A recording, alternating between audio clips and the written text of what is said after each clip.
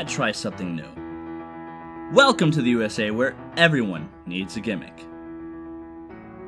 Major spoilers for Tusk, the Babadook, and the Air Bud franchise. The movie Tusk has had its time in the sun before its wings melted and fell to the earth. I don't know why I said that. The movie didn't do too well after release and has had mixed reviews from both sides. I've seen it, I saw it with friends, I was hyped for this movie, and you know what? I liked it. So with that, there's a question. Or multiple. What's wrong with Tusk? And I'm going to use a quote from Creature here in 3, 2, 1. If I'm being frank, I think Tusk is pretty fucking bad, honestly. Tusk is a piece of shit movie. Tusk is just fucking terrible. It's not funny. The dialogue is cringy as a whole. It's not really a good horror movie. It's not that scary. In fact, it's not scary at all. To be honest, I don't think Kevin Smith can act anymore. He had a few good ones, but at this point, Kevin Smith can just eat my ass. He really doesn't like it. Why do people hate on this movie? A lot of what people say are, Kevin Smith isn't a good director. It's stupid. Bad acting. It's not even scary. But are these the reasons? Let's start at the beginning. Kevin Smith is known for a few things. Jay and Silent Bob, a few movies, some comic books, and his podcast, The Smodcast.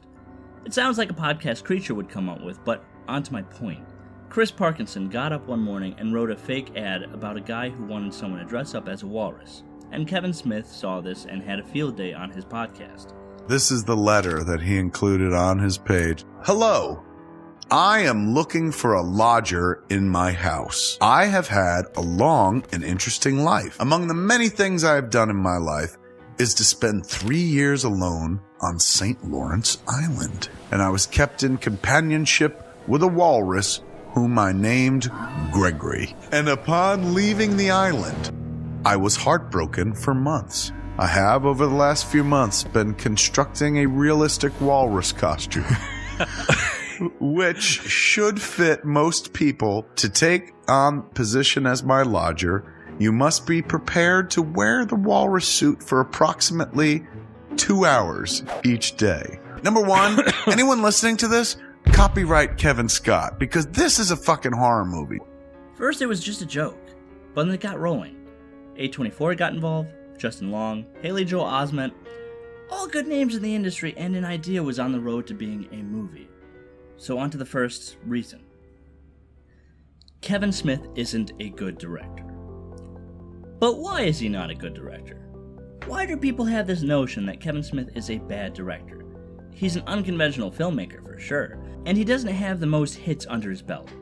Clerks, Mallrats, Chasing Amy, Dogma, not the greatest of films, but they all have their charm and popularity. Kevin Smith is a favorite director of mine. Not for his quote-unquote directing skills, but for who he is and how he approaches life. He didn't wait for someone to come and give him a chance at filmmaking. He took it by making Clerks by himself with some friends. And when there's hate for his own work or films, he doesn't take to Twitter and express that the critics are to blame. He joins them instead. Organizers in Eatontown had hoped for hundreds to join them in the protest against the movie Dogma. Instead, they got less than 24, but they were joined by this man. He wouldn't admit it, but he looked and sounded suspiciously like Dogma's writer, director, co-star, and New Jersey resident, Kevin Smith. I don't think it stands for anything positive. What does it stand for? I don't know, but I've been told not good. Kevin Smith doesn't pretend to be anything he's not. He's not an Edgar Wright. He's not a Tarantino. He's Kevin Smith, a man who likes to make his dreams come true and put his ideas out there. The exec at Miramax said something that is so funny, and I've worked the rest of my career to disprove it. Always remember it. She said, "Kevin, it's not about making a movie with your friends." And I was like, "But why not? Why can't it be about making a movie with your friends? Because then it just doesn't feel like work at all. Then you're just goofing off and having a good time and actually getting something done in the process." Now that doesn't mean he's a good or bad director, but this shows the type of passion he has for his own projects, which most directors have, but at the same time he's not Michael Bay. Smith doesn't rely on the same lazy writing and dull character types to get by in his movies. He likes to make things different. Some films continue a franchise, others try to start a new one. The only thing most people really find annoying about Smith's work is the fact that he, a lot of the time, casts his favorite actors in several different films. Ben Affleck, Jason Lee, and now Justin Long, but even then it's hardly noticeable. A bit. Kind of. Listen on to the next thing. You ever plan on making an original movie without rehashing any of your old characters that doesn't suck? Yeah, I do.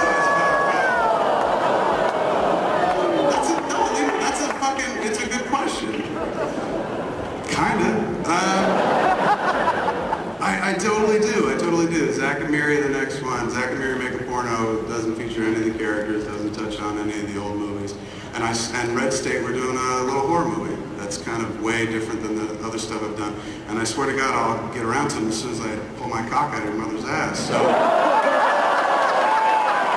To me, Kevin Smith represents what an aspiring filmmaker should be. Someone who's going to keep going and do their damnedest to make the film they want to make. There's no reason to not chase all your dreams or push all your whimsies, just to see where they go, unless your whimsies involve hurting people. Like if your whimsies are like, I want to sew a guy into a walrus suit for real, I ain't talking. Someone who also doesn't take it so seriously, to the point that you're terrorizing a woman on set until she starts losing her own hair. The Shining was amazing, but my point is that Kevin Smith allows for discussion from his crew and the adding of ideas to his own films. He brings a looser feel and wants his films to be his films. And it was really different. I was always used to being this, the film business is a very serious adult environment. And this was a much looser, freer environment. And I felt like I was among my peers in a way for the first time working on a movie, and that was really exciting. Kevin Smith is one of my favorite directors, not for his vision or even his writing, which is good, but because he lives on the fact and states that anyone could do what he does. They just have to try hard enough. And hell will freeze over the day that Kevin Smith stops trying with his films. Second reason. It's stupid.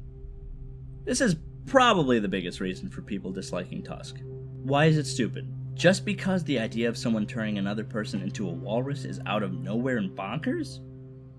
The answer is obviously yes. This concept, the premise, is stupid, but what's wrong with that? Rocky Horror, a cult classic film, has a strange premise. Human Centipede, which gets compared to this film a lot due to its body horror vibes, has one of the weirdest premises on the planet. The only difference, in my eyes at least, is that the Human Centipede takes itself a little bit more seriously than Tusk. Tusk has bits of comedy thrown in when it finds itself being too hard to bear, and even then it's still resting on the vibes of a horror film. There's nothing wrong with the reality of a strange premise. Try watching House, another cult classic, or The Holy Mountain. Don't do it, or you'll kill yourself after, or at least will want to. Unless you go to Starbucks every day with your Mac laptop, flannel jackets, glasses, writing the next big screenplay. Then you might like it. Ask yourself though, what's your favorite film? Is it Air Bud, where a dog learns how to play basketball? Is it Boxing Helena, where a guy amputates this woman's limbs in order to make her fall in love with him? Is it Air Bud, Golden Receiver, where a dog plays football? Perhaps Mannequin, in which a man falls in love with a mannequin, who he can only see or talk to. Air Bud, World Pup, dogs playing soccer, anyone? Krippendorf's Tribe isn't so bad. All he does is pretend to be a lost African tribe for money. Air Bud, Seventh Inning Fetch is a lovely film about a dog playing baseball. You could like Weekend at Bernie's, or Hell Comes to Frogtown. But don't forget about Air Bud Spikes Back! Woo! Ah, woo! Weird premises and strange concepts are all around us, and only accepting the realistic or smart films means you're losing out on a whole world of ideas and stories. Some good, some bad, but even then it is better to have watched and gotten confused than never to have watched at all. Next reason, bad acting. This one, simply untrue. The late Michael Parks plays this role with an uncomfortable understanding to his character and even a likable mess that I thought would be impossible as the crazy lodger villain of this film. He has even been cited by Quentin Tarantino as the world's greatest living actor.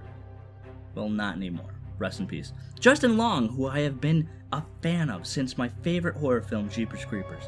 Justin has this amazing ability to show human fear on his face. He is a fantastic actor when it comes to this. He doesn't just scream or act surprised like some actors. He portrays what a real human would sound like if they were in that predicament. Pretty or not, he shows what fear looks like, even if he had to piss himself. I'm sure he'd do it in a heartbeat. This scene is incredible for only one reason, and that is that this is Justin Long actually urinating. He wasn't supposed to. We weren't supposed to see anything, but on the last two takes, just as the magic hour hit and the golden light came up, the golden shower came out. Tell her I'd be home for brunch. I've heard of actors with incredible control, but none like Justin because he peed for the first take and stopped, and then the next take he peed again. He still won't tell me how he did it, but that's what I call a disciplined actor. Johnny Depp. I'm not even going to say anything about the character, because even then, that would give it away. Johnny Depp is Depp. You understand what that means, especially in a setting when he doesn't have a big company like Disney breathing down his neck for franchises. He is a good actor and wants to show it, even in unconventional ways. Anyone who says that this film is unwatchable due to its poor acting can only be satisfied with watching films like This Is the End or Hell and Back. Why'd I use those films as examples? And last but not least, it's not even scary. It's not even scary. Here we go. The real thing I wanted to talk about. Let's go to the summer of 2015. I remember it so well. Fantastic came out, and I was visiting my cousin in Ohio, Westall. I was there with my brother and Creature, and if you've been to Ohio, then you know there's nothing to do in Ohio.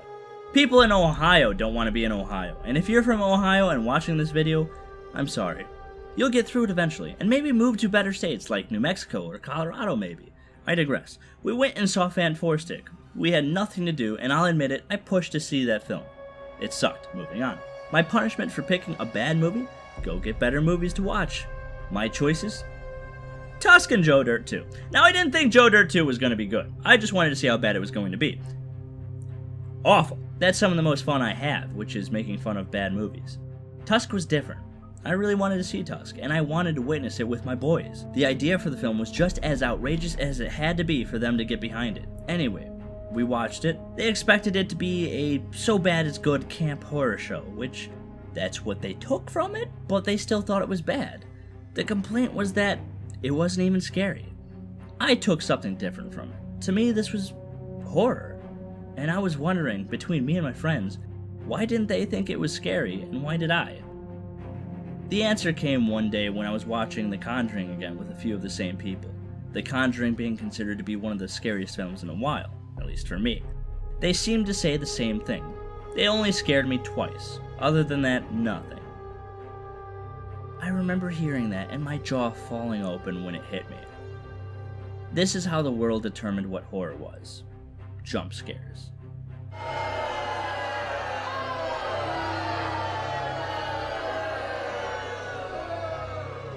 He was referring to The Conjuring, the number of times he was scared out of his seat by the jump scares. To some, that's the only way to correctly judge how scary a film is. I know.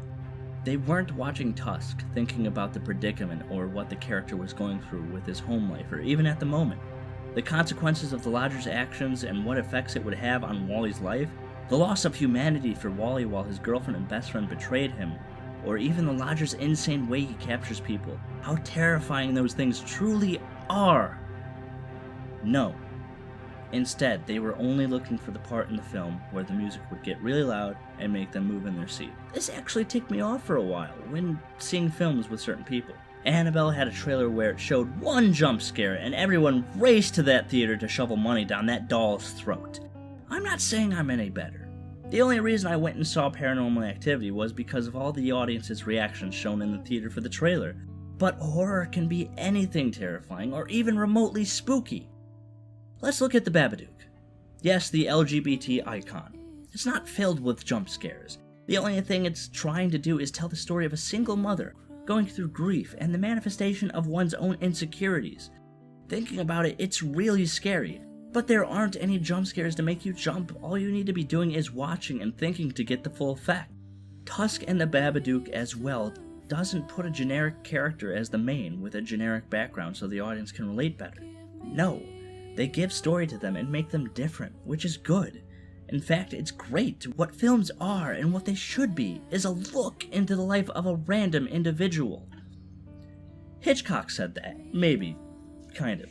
I'm paraphrasing. Tusk and the Babadook use the main character's backstory to the film and story's advantage. Wally was this nicer guy until he became more famous with his podcast and started to become more of a comedic character in his own eyes, which also shows his character trying to be something he's not, which happens later in the film. In The Babadook, Amelia is at a loss with her late husband and out-of-control son. As the story progresses and she has no idea what to do with him, she starts to lose her own control as well. Here's a slightly unwarranted point. This unnerved me more than anything, but in the film, Wally is a podcaster. That's how he makes his living, by talking. The lodger removes his tongue. Am I the only one who does think that that's the most fucked up thing in the world? Not to mention where he ends up. He doesn't die. He lives in a zoo at the end of it as he watches on as his best friend and girlfriend visit him. And, oh, that gets me so tense. But here, I'm gonna level with you. Maybe this stuff doesn't scare you. Maybe the only thing that scares you is when you're caught off guard. But to me, this is true horror. So that begs the real and last question. Why is it actually disliked? I have an idea, a theory, if you will. Besides the premise being such a rug being pulled out from above you, it has this genre type that is a horror and a comedy. And some films actually do this very well. A horror comedy isn't a new idea. Scream does it, and Scream is one of my favorite films of all time. But this one feels really, really different to the contrary. Like they spliced two films together, two separate different films together. One being the horror with the walrus side of things, and comedy on the outside of the house with Wally's friends. I can see how an audience can feel like their brains are being yanked in two different directions, but another reason it might be hated is because I think that it is actually true horror. And what I mean by that is like a true heel in wrestling. They are someone people actually and actively hate. Maybe true horror is uncomfortable to watch. Like the dinner scene in Texas Chainsaw, The Descendants, and perhaps Tusk is one of those. Tusk showed a side to the horror genre the likes that we haven't seen before. Not just body horror, but this bizarre anything can happen out there hypothetical you can give anyone. It shows off how movies are made and is a great example of how an idea can become a reality. Through terror and Twitter, this film was made. #WalrusYes. Haven't seen Yoga Hosers though. Kinda worried, honestly. Clear your schedules, gentlemen.